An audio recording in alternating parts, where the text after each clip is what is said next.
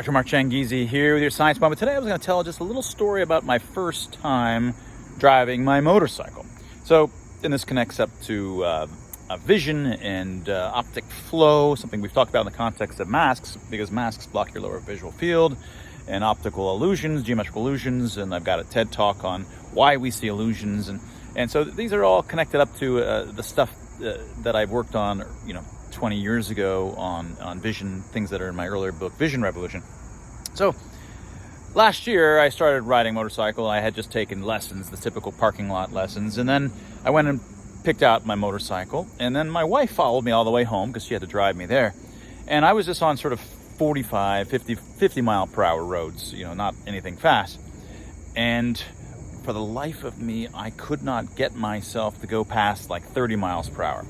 At 30 miles per hour, I felt like I was going 65, 75, 85 miles per hour. And I knew why.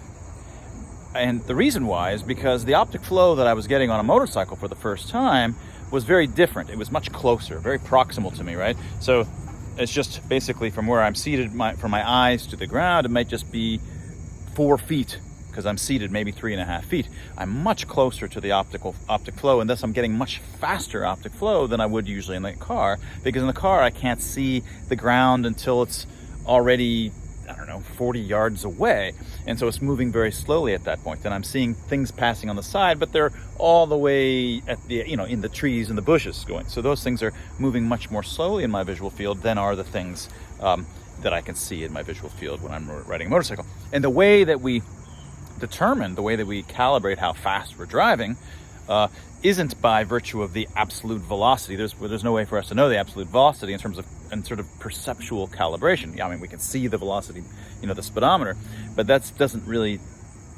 drive your behavior. What drives your behavior is your natural sense of how fast you're moving, and your sense for how fast you're moving is entirely done by these kinds of optic flow that's going around you. So when you're on a bike, and I knew this ahead of time, when you're on a bike, of course, you're getting much faster optic flow for any given speed. And so for the speed that I'm at, I'm already getting like 80 mile per hour optic flow of what it would be in the car, but I'm doing that already at 25 miles per hour. But no matter how much one knows that, one just can't get over it. So it takes months, and now it's a year later, and I'm as comfortable as you can be on a bike, but you just can't get over it. You can't tell yourself to get past that. And it's similar. There's a lot of other things about perceptual illusions that knowing them, in fact, perceptual illusions entirely, and I won't have time to get them into it here, but the geometrical illusions and the generalization across many other illusions, and I've sort of talked about this a little bit before, are all due to optic flow. That under normal circumstances, as we move forward through the world, there are standard ways that the world changes in the next moment in terms of the optic flow patterns, and your brain is always trying to anticipate what those changes are going to be, because it wants to anticipate the next moment, because there's perceptual delays. And so you don't want to generate a perception of the way the world was when it hit your eye. You want to generate a perception of what the world will be like a tenth of a second later, because it takes that long to build your perception. And so all of these illusions, these geometrical illusions, Herring illusion and the Ponzo illusion and hundreds of others, are based on optic flow cues that your brain is exquisitely good at deciphering and saying, okay, on the basis of these cues, here's where I'm going, and here's how fast I'm moving. And on the basis of that, I'm going to generate a perception that's not of what it's showing me, but of what it will be like in a tenth of a second. So here, we know we're just looking at something on the page, right? It's another similar scale. We cognitively know that the two lines in the Herring illusion are vertical and straight, and they don't have any bow in them. But you can't undo that, right? You can't talk your way out of this. You still see the illusion.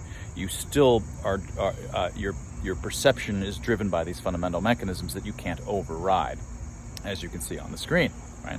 So in addition to getting yourself a copy of Dr. Tim Barber and my new book, Expressly Human, if you're interested in things like this, about why we see the way we do, why we see perceptual illusions, why we see in color, why your eyes face forward, how we came to have writing, ways of tricking your brain into being a computer, things along these lines. You might like my earlier book, Vision Revolution, which is a bestseller.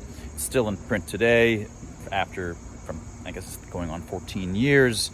I think you might enjoy this. You get yourself a copy of Vision Revolution. It is a lot of fun, about 5 or 6 of my discoveries in the vision domain. And that was your science moment.